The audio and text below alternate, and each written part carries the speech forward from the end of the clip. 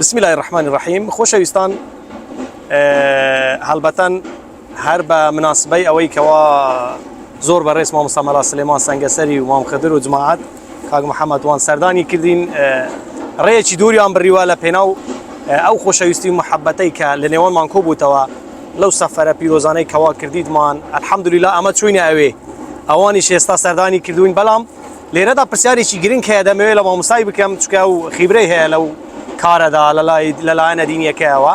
ئەویش ئەگەر مامۆستا گیان السلام عەلەیکوم.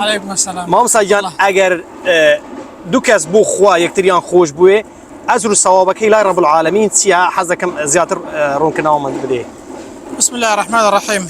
ئەو کەسانەی کە لە بەرخاتری خوای گەورە یەکدیکەیان خۆش دەوێت پاداشتەکەی ئەوەیە خوای گەورەش ئەو کەسانەی خۆش دەوێت ئەو کەسانە دەبنە خۆشەویستی خوای گەورە. تەنانەت یەکێک لە ئەو کەسانەی کە لە ڕۆژی قیامەتێ لەژێر سێبەری تایبەتی خوای گەورەدا حەشر دەکرێن ئەو کەسانن کە لە بەرخاتری ڕەزامەندی خوای پەروەردگار و لەبەر خوا یەکدیکەیان خۆش دەوێت. لە فەرمایشتێکی پێغەمبەری داهاتووە صلی الله علیه وسلم دەفەرمێ کەسێک کە دەچێت سەردانی برایەکی دەکات لە گوندێکی لە شوێنێکی خوای گەورە فریشتەیەکی دەنێرێتە سەر ڕێگای بۆ ئەوەی ئێمە تێبگەێنێ پاداشتەکەی چییە.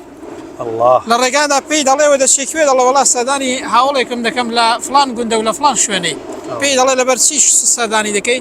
دەڵێ لەبەر خاتری خوای گەورە خۆشم دەوێت سەردانی دەکەم و دەمەوێت سەردانی بکەم.